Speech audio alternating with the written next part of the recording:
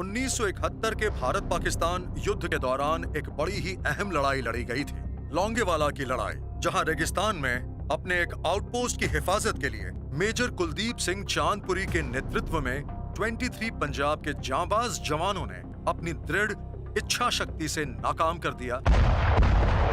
1970-71 में पाकिस्तानी सेना भारत की पश्चिमी सीमाओं पर इकट्ठा हो रही थी, क्योंकि पाकिस्तान के जनरल्स का इरादा था कि पूर्वी पाकिस्तान की सुरक्षा के लिए भारत की पश्चिमी सरहदों पर हमला किया जाए, ताकि भारतीय सेना उस तरफ उलझ जाए और वो पूर्व में दखल ना दे सके। उन्हें लग रहा था कि इस तरह से भारत के पास ऐसे साधन नहीं बचेंगे कि वो पूर्वी पाकिस्तान के इलाकों पर कब्जा कर सके। काफी मुश्किल चुनौती का सामना करना पड़ा उन्हें। पाकिस्तानी टैंक्स जो जैसलमेर जाने वाली सड़क पर था और वो आगे बढ़ती पाकिस्तानी सेना के निशाने पर था, मगर भारत के मिलिट्री कमांडर्स ने 23 पंजाब की अल्फा कंपनी में थे।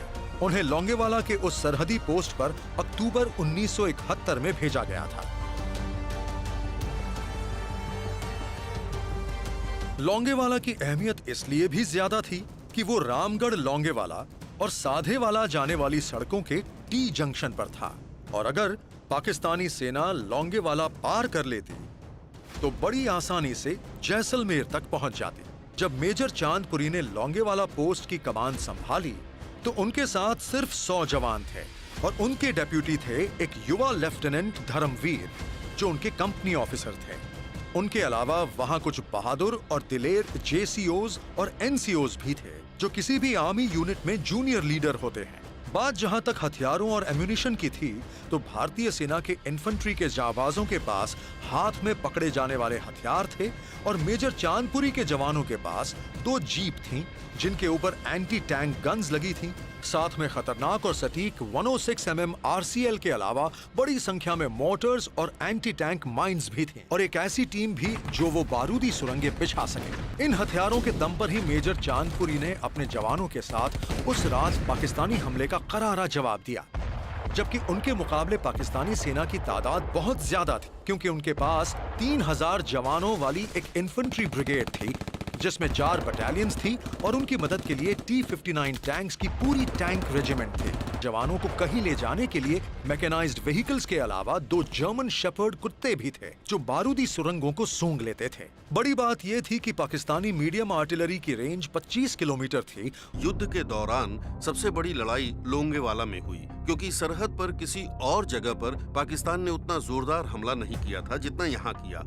पाकिस्तान का इरादा था राजस्थान सेक्टर के बड़े से बड़े इलाके पर कब्जा करके बांग्लादेश में हुए नुकसान की भरपाई करना। पाकिस्तान रात में हमला करने वाला था, इसलिए उसने अपनी वायुसेना को उस वक्त एक्टिवेट नहीं किया था। चांदपुरी अपनी पोस्ट के एक-एक पिकेट में जाकर अपने जवानों का हौसला बढ़ाने लगे और उन्हें पोस्ट पर चारों तरफ से हो रहे पाकिस्तानियों के हमलों का मुंह तोड़ जवाब देने के लिए उत्साहित करते रहे। 4 और 5 दिसंबर सन 1971 की पूरी रात मेजर कुलदीप चांदपुरी और उनके साथ साथ 23 पंजाब के उनके दिलेर जवानों पर पाकिस्तानियों ने जबरदस्त दबाव बनाए रखा। उसके अलावा मेजर चांदपुरी और उनके जवानों पर पाकिस्तान की आर्टिलरी सीधे गोलाबारी कर रही थी और मोटर्स दाग रही थी, और ये हमले वो टैंक्स और आर्मर्ड व्हीकल्स से कर रही थी। लेकिन भारतीय सेना ने हार नहीं मानी।